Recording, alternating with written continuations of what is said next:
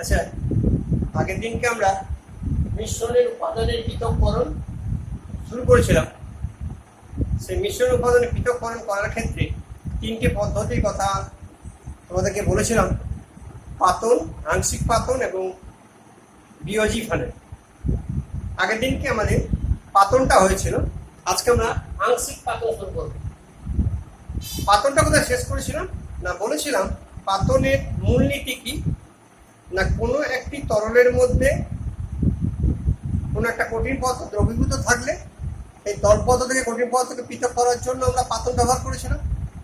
আর কি করেছিলাম না, যদি দুটি তরল পদার্থ পরস্পর মিশে থাকে তাহলে একটা কন্ডিশন ছিল যে তাদের স্ফুটনাঙ্কের পার্থক্যটা 30 ডিগ্রি সেন্টিগ্রেডের বেশি হতে হবে, তাহলে আমরা পাতন পদ্ধতির সাহায্যে সেটাকে পৃথক করতে পারবো। তাতে একটা অসুবিধা এসে গেছিল যে স্ফুটনাঙ্কের পার্থক্য বেশি থাকলেও যেটা কম উৎপায়ী সেটা কিন্তু বেশি উৎপায়ী তরলপথের সঙ্গে গ্রাহপাতে জমা হওয়ার একটা সম্ভাবনা থাকে। তাই আমরা বলেছিলাম যে আমরা পাতন প্রক্রিয়া ছেড়ে দিয়ে আংশিক পাতন প্রক্রিয়াতে এদেরকে পৃথক করব। তো আংশিক পাতন প্রক্রিয়ার প্রথমে আমরা সংজ্ঞাতে চলে যাই। তাহলে কি বলবো সংজ্ঞাতে? না, যখন পরস্পর দ্রবণীয় দুই বা তার বেশি তরল পদার্থ যাদের স্ফুটনাঙ্কের পার্থক্যটা 20 ডিগ্রি সেন্টিগ্রেডের নিচে হবে, সেই সমস্ত তরল পদার্থগুলোকে পৃথক করার জন্য আমরা বারবার বাষ্পায়ন অর্থাৎ বাষ্পীভবন এবং ঘনীভবন করে তরলগুলোকে একটা থেকে আরেকটাকে পৃথক করব। এইটাই হচ্ছে আংশিক পাতন। তো আংশিক পাতনে তাহলে জিনিসটা কি হলো না, দুটি তরল পদার্থ থাকবে, অর্থাৎ ধরে নিই আমরা যে কোনো দুটি তরল পদার্থ, যেমন ধরো অ্যাসিটন ও মিথাইল অ্যালকোহল, CH3COCH3 ও মিথাইল অ্যালকোহল CH3OH, এদের স্ফুটনাঙ্কের ডিফারেন্স তাহলে আমরা পাচ্ছি 56 ডিগ্রি সেন্টিগ্রেড এবং 65 ডিগ্রি সেন্টিগ্রেড। তাহলে ডেফিনিশনটা কি বললাম না, কোনো মিশ্রণে উপস্থিত পরস্পর দ্রবণীয় দুই বা ততোধিক তরল পদার্থের স্ফুটনাঙ্কের পার্থক্য যদি 20 ডিগ্রি সেন্টিগ্রেডের নিচে হয়, তাহলে সেই সমস্ত তরল পদার্থকে বারবার বাষ্পায়ন এবং ঘনীভবন করে পৃথক করার পদ্ধতিকেই বলবো আমরা আংশিক পাতন। এর মূলনীতিটা কি তাহলে? আংশিক পাতন তাহলে এর মূলনীতিটা কি হচ্ছে না, দুটি তরল পদার্থের স্ফুটনাঙ্কের ডিফারেন্সটা লেস দেন 20 ডিগ্রি, অর্থাৎ লেস দেন 20 ডিগ্রি সেন্টিগ্রেড থাকলে পরে এই জাতীয় তরল পদার্থগুলোকে পৃথক করার ক্ষেত্রে কি হবে না, প্রথমে যেটা স্ফুটনাঙ্ক কম অর্থাৎ বেশি উৎবায়ী সেইটা আগে গ্রাহক পাতে যাবে, পরে অন্য একটি তরল পদার্থ গ্রাহক পাতে পৃথকীকৃত হবে। যদি দুটি তরল পদার্থ থাকে তাহলে একবারে হয়ে যাবে, আর যদি বেশি সংখ্যক থাকে তাহলে তখন বারবার আমাদের প্রসেসটাকে কন্টিনিউ করতে হবে যতক্ষণ পর্যন্ত না শেষ তরল পদার্থটি পৃথক হয়ে যায় বা গ্রাহক পাত্রে সঞ্চিত হয়ে যায়। তো এখানে আমরা এই ডেফিনেশনের ক্ষেত্রে একটা জিনিসকে বলে রাখি, সেটা হচ্ছে পাতন স্তম্ভ।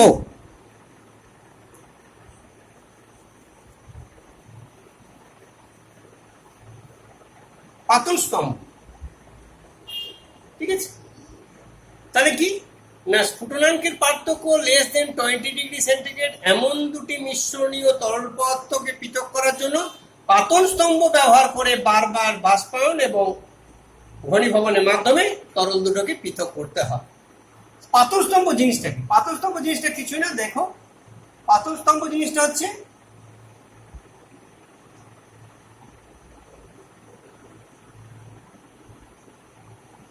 এইরকম একটা এখানে বন্ধ থাকবে, এর মধ্যে একটা থার্মোমিটার ঢোকানো থাকবে, আর এই পাথর স্তম্ভটা এরকম।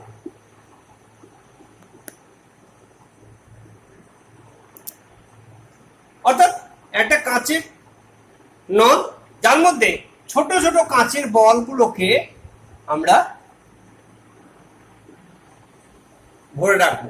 এইটা স্তরে স্তরে সাজানো থাকবে, এই অবধি এটা স্তরে স্তরে এভাবে সাজানো থাকবে। এইটা হচ্ছে পাথর স্তম্ভ। এইটা নিচের দিক দিয়ে আমরা দেখবো এখনই, যখন আমরা প্রসেসটা ওটাটা দেখবো। তো এই পাথর স্তম্ভটা হচ্ছে একটা কাঁচে লম্বা নলাকৃতি একটা কাঁচের স্তম্ভ, কাঁচ, সেটার মধ্যে ছোট ছোট কাঁচের বলকে ভিতরে ভরে রাখা হয়, সেটাকে আমরা পাথর স্তম্ভ বলছি। তো এই আংশিক পাতনের ক্ষেত্রে আমরা যদি ছবিটা একটা একটু দেখি তাহলে খুব ভালোভাবে বুঝতে পারবে। পাতনের যে ছবিটা ছিল সেইটাই আমরা ব্যবহার করব।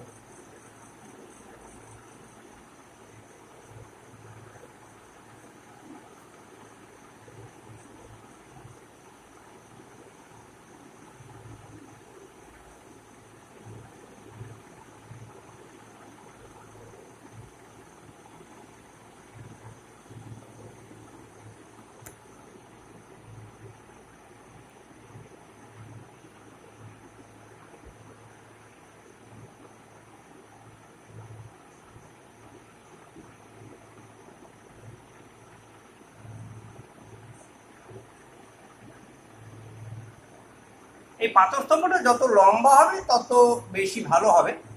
তো এখানে ছবিতে যেভাবে দেখছি, বইয়ে তোমরা সুন্দরভাবে দেওয়া আছে, একটু দেখে নেবে ছবিগুলো।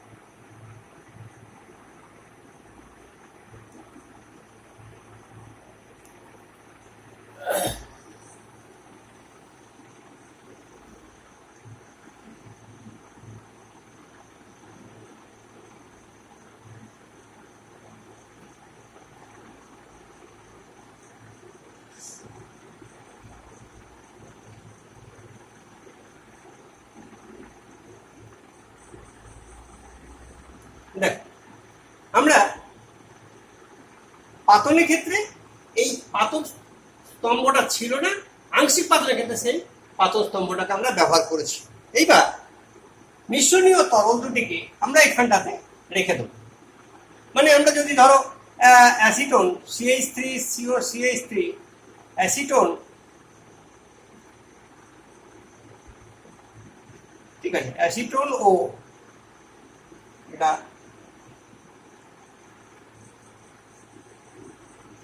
অ্যাসিটোন ও মিথাইল অ্যালকোহল নিই, তাহলে এবার এখানে আমি নিয়ে এর মুখে আমি পাথর স্তম্ভটা লাগিয়ে দিয়েছি। পাথর স্তম্ভের সঙ্গে একটা শীতক যন্ত্র লাগানো আছে, লিবিক কন্ডেন্সার, যার এদিকে ঠান্ডা জল ঢোকে, এটা কোল্ড ওয়াটার, এদিকে হট ওয়াটারটা বেরিয়ে যায়। এখানে থার্মোমিটার দেওয়া থাকে টেম্পারেচারটা মেনটেন করার জন্য। এইখানে গ্রাহক পাত্রে এক আমাদের যে তরল পদার্থটা নিয়ে আর কি পাতিত দ্রব্য, যেটা প্রথম পাতিত দ্রব্য, দ্বিতীয় পাতিত দ্রব্য আমরা বলতে পারি। তো এইভাবে আমরা আংশিক পাতস্তম্ভের সেটআপটা করেছি। এখানে এই পাতন স্তম্ভটার কাজ কি না, এখানে এবার যখন অ্যাসিটোন বা মিথাইল অ্যালকোহল যে দুটো তরল পদার্থকে নিয়েছি, যার স্ফুটনাঙ্কটা কম, তার মানে যার স্ফুটনাঙ্ক কম সেটা বেশি উদ্বায়ী তরল পদার্থ এবং কম উদ্বায়ী তরল পদার্থ দুটোই কিন্তু বাষ্পীভূত হতে থাকবে। কিন্তু কম উদ্বায়ী তরল পদার্থের বাষ্পটা এই যে কাঁচের বলের গায়ে বারবার ধাক্কা খেয়ে শীতল এবং ঘনীভূত হয়ে তরল পদার্থ রূপে পুনরায় আবার গ্রাহক পাত্রে এসে মানে পাতন পাত্রের মধ্যে এসে আবার জমা হবে। whereas অ্যাসিটোন যেটার কম স্ফুটনাঙ্ক সেইটা বেশি উদ্বায়ী, সুতরাং সেইটা এই কাঁচের বলের এই লেয়ারটা বহুত পেরিয়ে গিয়ে তারা এই জায়গাতে যাবে, এর ফলে তারা শীতক যন্ত্রের মধ্যে প্রবেশ করবে এবং ঠান্ডা ঘনীভূত হয়ে এখানে পাতিত হবে। তাহলে এইভাবে ক্রমাগত ধীরে ধীরে ধীরে করতে থাকলে যতক্ষণ পর্যন্ত এই অ্যাসিটোনটা বাষ্পীভূত হতে থাকবে, মানে কম স্ফুটনাঙ্কের তরলটি বাষ্পীভূত হতে থাকবে, ততক্ষণ কিন্তু টেম্পারেচার ফিক্স থাকবে। যে এটা শেষ হয়ে যাবে তখন আবার কিন্তু টেম্পারেচার আস্তে আস্তে বাড়তে শুরু করবে। তখন প্রথমটা পাত্রটা সরিয়ে নিয়ে পরবর্তী একটা গ্রাহক পাত্র দিয়ে সেকেন্ড যে তরল পদার্থ সেটাকে আমরা কালেক্ট করতে পারবো। এইভাবে যে সমস্ত তরল পদার্থগুলো 2 বা ততোধিক তরল পদার্থ থাকবে যাদের স্ফুটনাঙ্কের ডিফারেন্সটা লেস দেন 20 ডিগ্রি, সেই সমস্ত তরল পদার্থগুলোকে পাতিত করার ক্ষেত্রে আমরা বা পৃথকীকরণ করার ক্ষেত্রে আমরা আংশিক পাতন পদ্ধতিকে ব্যবহার করব। আংশিক পাতন প্রক্রিয়ার সাহায্য তাহলে ব্যবহারিক প্রয়োগ কি কি আছে, এই ব্যবহারিক প্রয়োগটা কিন্তু খুব ইম্পর্টেন্ট। আংশিক পাতন প্রক্রিয়া ব্যবহারিক প্রয়োগটা কিন্তু খুব ভালোভাবে দেখবে। আংশিক পাতন প্রক্রিয়াকে ব্যবহার করে অপরিশোধিত খনিজ তেল থেকে তেলের যে সমস্ত উপাদান অর্থাৎ আমরা যেগুলো পাই, তার মানে পেট্রোল, কেরোসিন, ডিজেল বা তোমার লুব্রিকেটিং অয়েল, এই সমস্ত পদার্থগুলোকে কিন্তু আংশিক পাতন পদ্ধতির সাহায্যে পৃথক করা হয়। দ্বিতীয়ত, তরল বায়ুর আংশিক পাতন করে আমরা বায়ুর যে উপাদান নাইট্রোজেন এবং অক্সিজেনকে পাই। আর কি না, আলকাতরা থেকে আংশিক পাতন ব্যবহার করে বেনজিনকে তৈরি করা হয়। ঠিক আছে, এইভাবে আমরা আংশিক পাতন প্রক্রিয়ার সাহায্যে বিভিন্ন আমাদের দৈনন্দিন কার্যকলাপগুলো করতে পারি। তো এবার আমরা চলে যাব যে আংশিক পাতন প্রক্রিয়ার সীমাবদ্ধতা, এর লিমিটেশন আছে। কি লিমিটেশন না, সীমাবদ্ধতা হচ্ছে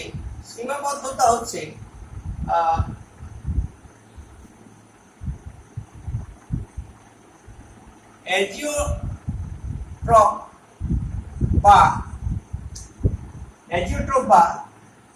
স্থির ফুটনাঙ্কি তরল,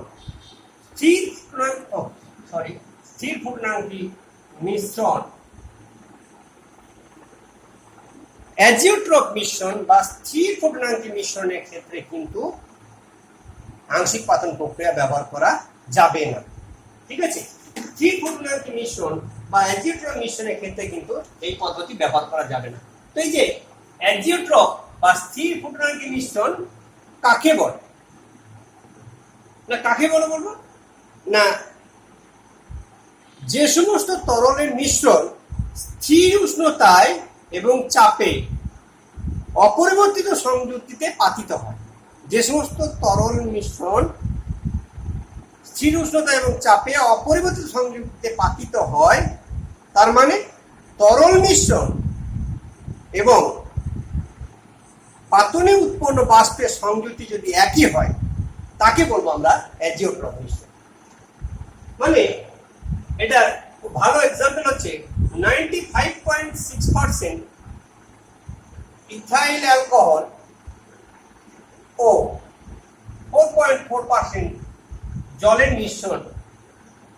এইটা এর স্ফুটনাঙ্ক হচ্ছে 78.2 ডিগ্রি সেন্টিগ্রেড, এর হচ্ছে 100 ডিগ্রি সেন্টিগ্রেড। কিন্তু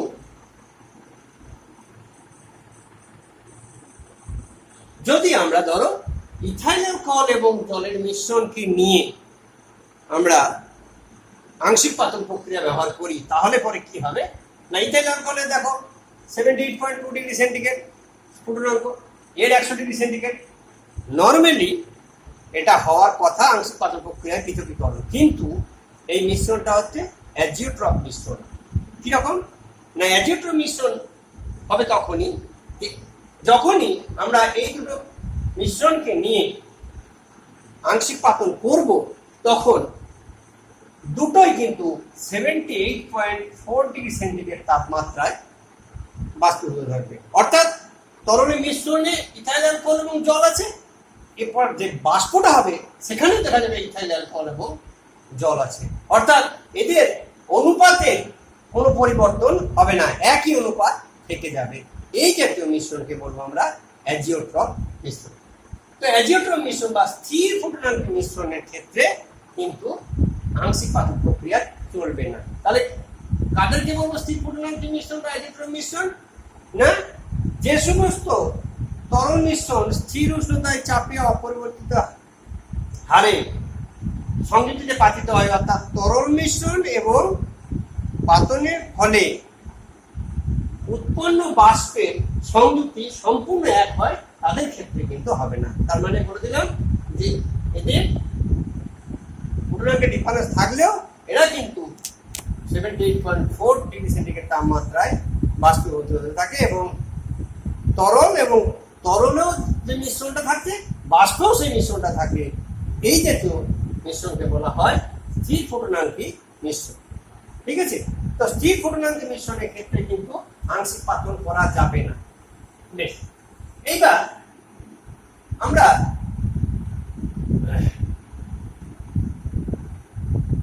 পাতনের ক্ষেত্রে আলোচনা করতে গিয়ে আমরা একটা জিনিস বলেছিলাম, সেটা হচ্ছে যে পাতন স্ফুটনাঙ্কের উপর একটা প্রভাব আছে।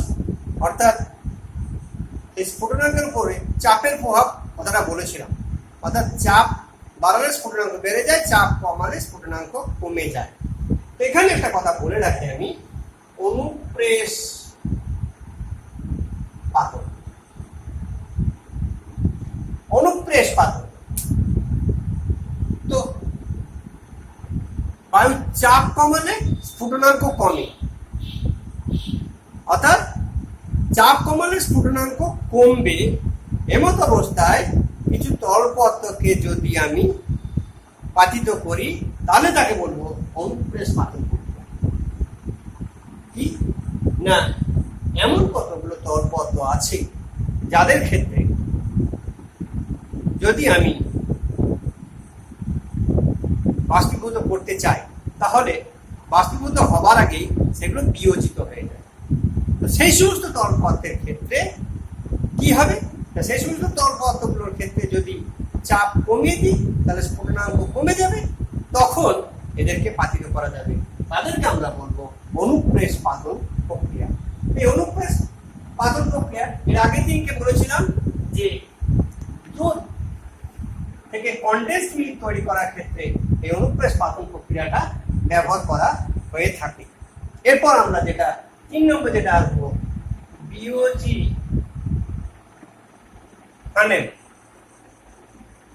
বিওজি ফানেল দেখো, আচ্ছা বিওজি ফানেল আসার আগে বেশ শেষে বিওজি ফানেলটা কি না, বিওজি ফানেল আসার আগে আমরা পাতন বা আংশিক পাতনে স্ফুটনাঙ্কের পার্থক্যের উপরে জোর দিয়েছিলাম। বিওজি ফানেল কাদের হবে না, যে সমস্ত তরল পদার্থের ঘনত্বের ডিফারেন্স আছে এবং যারা একে অপরের সঙ্গে মেশে না, এমন জাতীয় দুটি তরল পদার্থকে পৃথক করার ক্ষেত্রে আমরা বিওজি ফানেল ব্যবহার করব। অর্থাৎ ঘনত্বের ডিফারেন্স এবং আর কি হবে না, এরা একে অপরের সঙ্গে মিশবে না। সেই রকম দুটি তল পদার্থকে পৃথক করার ক্ষেত্রে বিওজি ফানেল ব্যবহার করবে। বিওজি ফানেলের ছবিটা একটা ফানেল, কিন্তু এটা দেখে নাও,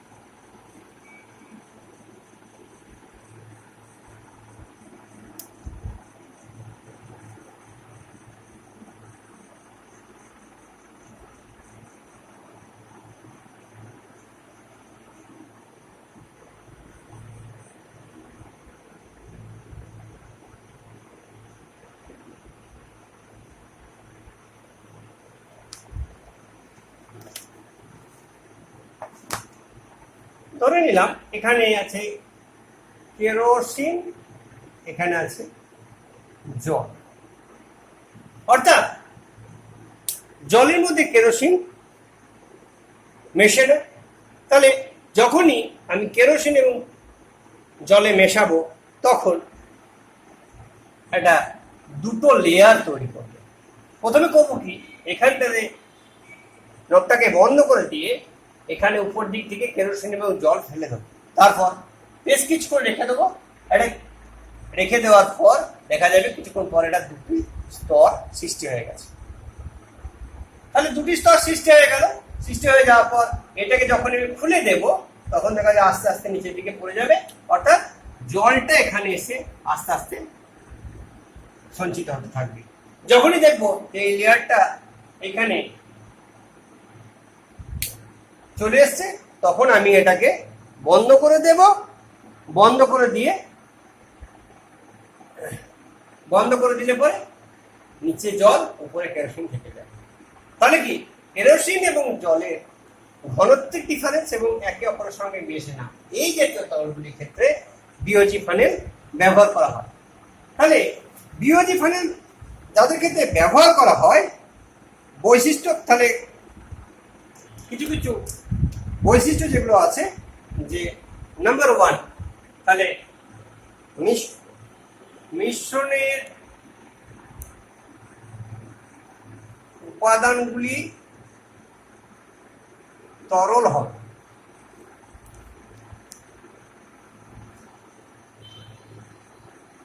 তরল দুটি পরস্পর অমিশ্রণীয় হবে, অর্থাৎ একে অপরের সঙ্গে মিশবে না। 3, তরল দুটির মধ্যে ঘনত্বের পার্থক্য থাকবে।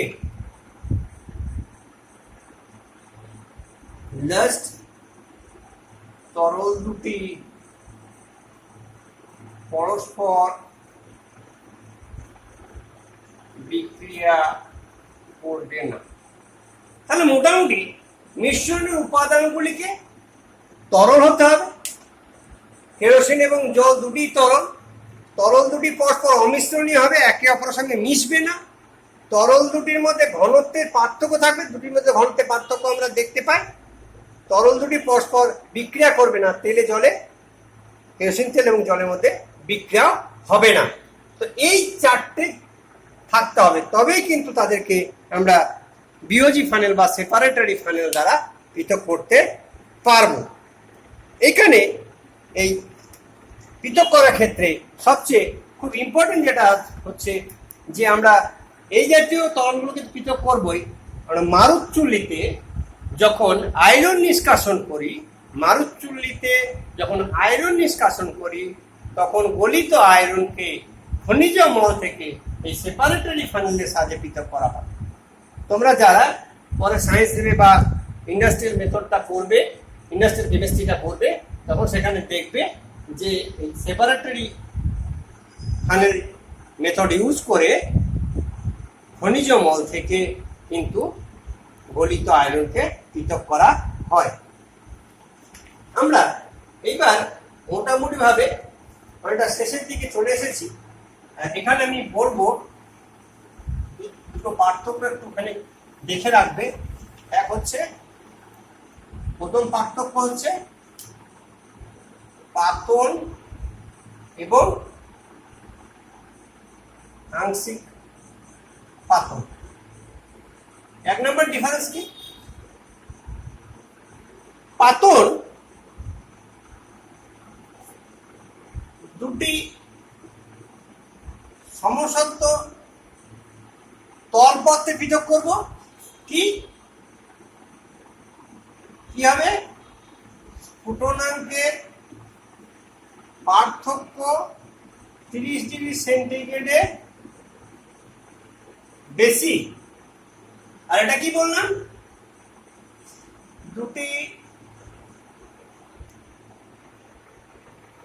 দুটি সমসত্ব তরল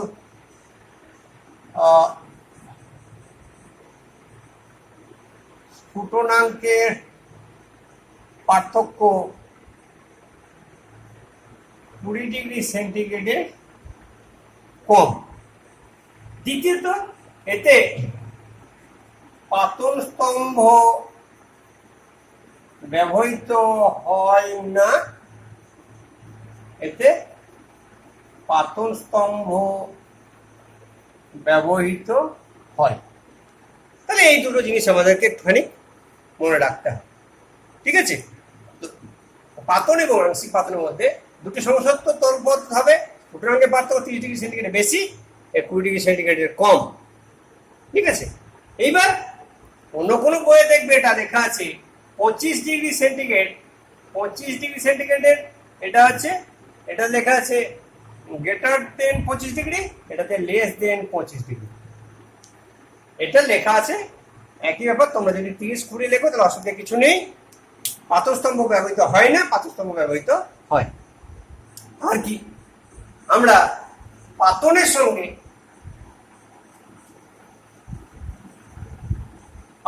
সঙ্গে আমরা সেপারেটরি মেথড বা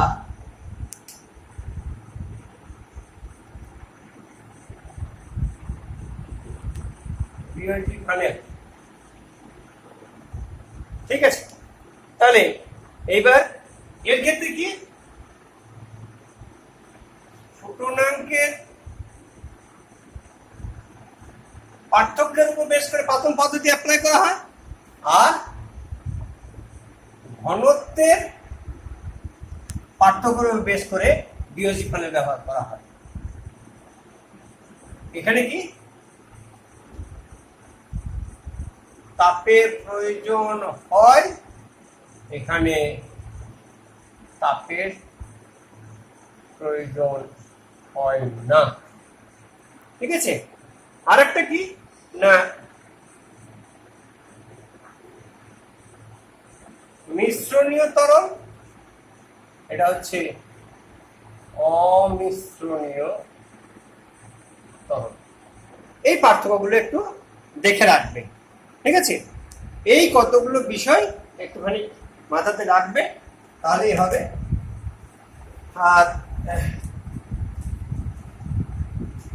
এরপরে যেটা তোমাদের দরকার হবে সেটা হচ্ছে, তোমরা দেখবে তোমাদের সব বইগুলোতেই